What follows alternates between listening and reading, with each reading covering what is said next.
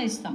మీరు ఎంతమంది వస్తారు, ఏ టైం టు ఏ టైం వస్తారు, హెలిప్యాడ్ ఎక్కడ పెట్టుకుంటారు, అక్కడ నుంచి ఎంత డిస్టెన్స్ ఉంది, మీరు ఎంతమందిని ప్రొవైడ్ చేసుకుంటున్నారు, ఎంతమందిని మొబిలైజ్ చేస్తున్నారు, అవన్నీ కూడా అడుగుతాం. ఎందుకు అడుగుతామంటే దానికి తగ్గట్టుగా బందోబస్తు మేము ఇవ్వటానికి. వాళ్ళు నిన్న మొన్న మాకు ఇచ్చిన లిస్ట్ ఏంటి, మేము ఎవరిని మొబిలైజ్ చేయట్లేదు, మేము కొంతమంది మాత్రమే వస్తున్నామని చెప్పి హెలిప్యాడ్ దగ్గర ఒక 100 మంది, అలా సంథింగ్ ఒక 100-200 మందిని పెట్టారు. సో మిగతా వాళ్ళంతా మేము దానికి తగ్గట్టుగానే బందోబస్తు మేము రెడీ చేసుకోవాలి.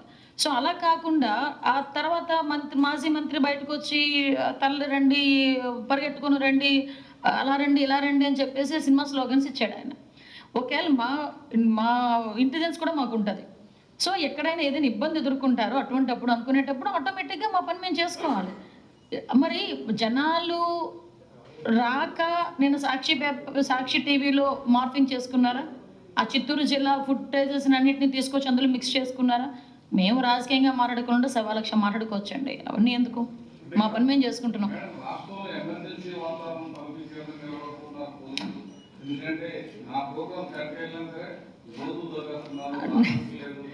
అంటే ఆయన ప్రోగ్రాం గురించి ఆయనకి సక్రమంగా జరగకపోతే ఇంక రాష్ట్రం మొత్తం ఎమర్జెన్సీ ఉన్నట్టేనా? ఈరోజు రాష్ట్రంలో అందరూ కూడా సంక్షేమం కార్యక్రమాలు, అభివృద్ధి కార్యక్రమాలు అంది చాలా హ్యాపీగా ఉన్నారు. ఈరోజు గౌరవ ముఖ్యమంత్రి గారు నిరంతరం కృషి చేస్తూ సింగపూర్ లాంటి 3-4 రోజులు సింగపూర్ వెళ్ళి నిద్రాహారాలు మాని వీళ్ళు తరిమి కొట్టిన వాళ్ళందరినీ కూడా మళ్ళా తిరిగి అమరావతికి ఆహ్వానించడానికి సాక్షాత్తు ముఖ్యమంత్రి హోదాలో చంద్రబాబు నాయుడు గారు వెళ్ళారు. సో ఇటువంటి సిచ్యువేషన్స్ చూసి వస్తున్నారు. ఒకటేంటంటే జగన్మోహన్ రెడ్డి తాలూకు ఎజెండా కూడా ఏంటంటే ఇక్కడికి పరిశ్రమలు రాకూడదు, పెట్టుబడులు పెట్టే వాళ్ళు ఇక్కడికి రాకూడదు. అలా రాకూడదు అంటే కనుక రాయనాటి ప్రాబ్లం ఇక్కడ ఏదో ఉంది అని క్రియేట్ చేయాలి. దానికి తపన పడుతున్నాడు. కానీ మా పోలీస్ డిపార్ట్మెంట్ దానికి ఫిర్మ్గా యాక్షన్ తీసుకుంటున్నాం. ఎక్కడ కూడా అటువంటి సిచ్యువేషన్స్ రాకుండా జాగ్రత్త పడుతున్నాం.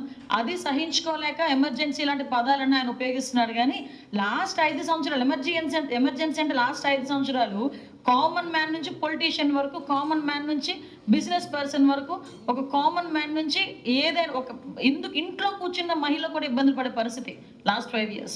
అవన్నీ తర్వాత పక్కన పెట్టండి. ఈరోజు మేము ప్రజారంజకంగా మేము పరిపాలన చేసుకుంటున్నాం.